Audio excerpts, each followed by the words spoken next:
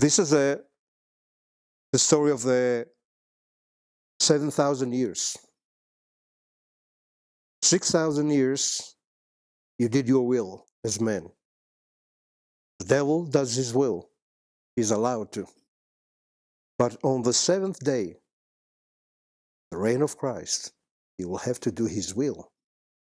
And his part of his will, you have to obey the law, to obey the Sabbath, to obey the holidays. You have to obey the laws of clean and unclean. You have to go his way, not your way. No more your way. No more false religions, false prophets, false holy cities. That's neither here nor there to God. His holy city, his temple, his truth, his teachings, his commandments, his Sabbath, his holidays. And only that is acceptable to God. So you're going to have to choose. As you go through the story of the Sabbath, basically you find yourself being told by Jesus Christ, who is the Lord of the Sabbath? Why do you call me Lord, Lord, when you do not do the things that I say? You call me Lord? I'm the Lord of the Sabbath? Why don't you keep the Holy Sabbath? Why do you choose another day to come and worship me? I cannot recognize you. So you're doing it all in vain. Your teachers teach you in vain because they are deceived. If you want to follow me all the way. Follow my teachings. And one of my teachings is the Sabbath day, the seventh day. Well, Israel was always rebellious. That's why they're saying he sent Israel into captivity. First, the northern kingdom that totally forsook the religion, kept some bits and parts of it, as they do to this very day. And the Jews were still more or less faithful and loyal to his Torah. But they also strayed away from the path. But when they were taken to Babylon, it was a time of national confusion and shock. Because God told them at the end time, before he took them into captivity by Nebuchadnezzar, if you just keep the Sabbath, I'll let you stay in this land forever. And so they realized that the Sabbath, because on that day, the teachings are brought to the attention of the people. They realized how important it is this day to him. So they became overzealous and went from one extreme, according to human nature, to the other. And they made it a burden. By the time Jesus Christ came on the scene, the Sabbath was a burden because they heaped all kinds of laws around it, which he commanded them not to do it from the time of Moses. He told them, this is the book of the law, on it you shall meditate day and night. Don't add, don't diminish from it. But true to human nature, you want to always add and diminish. You want to do your own thing. And this is the point that Jesus Christ basically confronted them on, among other things, that he did. Basically telling them, this is my day. I'm the one that determines what you do on this day, what you cannot do. Because my Father told me to do it. That's his law. So I keep his law. I of myself can do nothing in the flesh. But whatever God does, I obey him. But you don't obey him. So you heap all kind of do's and don'ts on the people and make it a burden. And that was their manner. And to this very day, they make it a burden.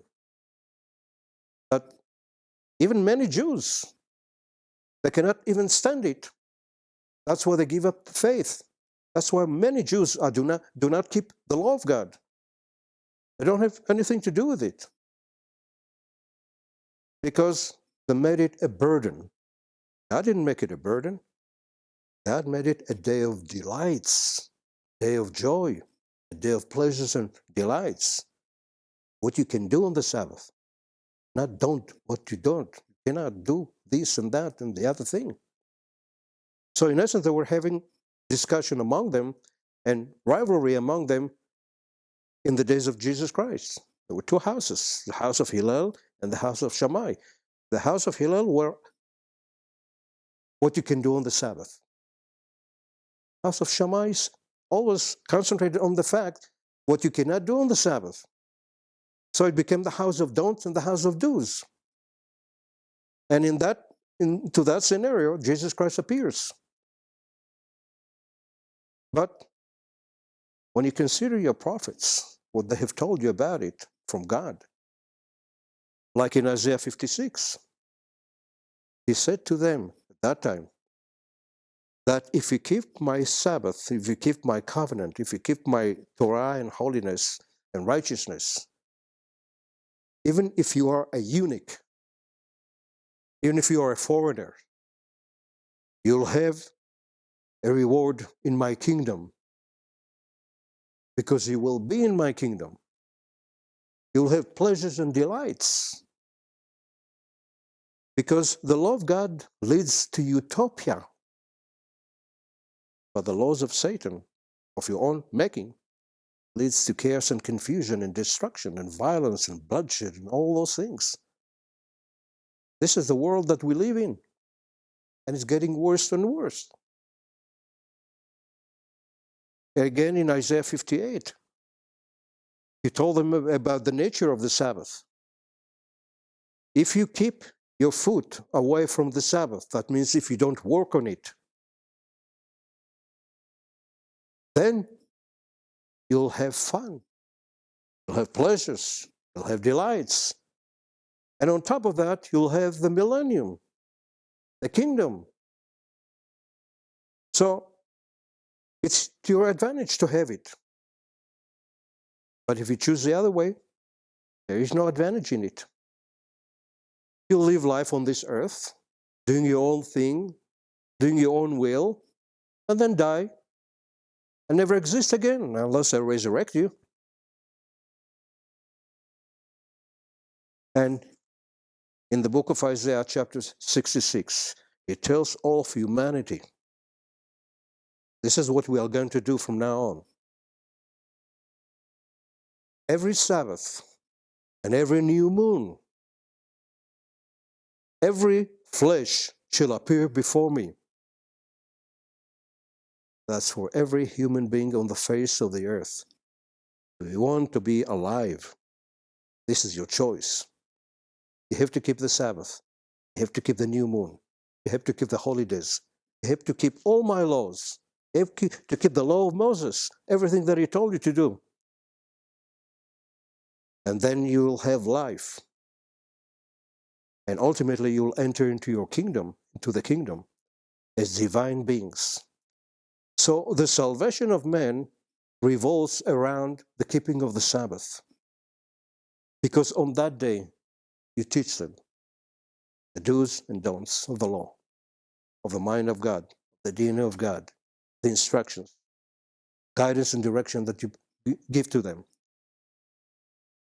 And if you want smooth sailing, this is the way you go. If you want destruction, rough road, go the other way. And you end up as non-existent being. Well, you have the choice.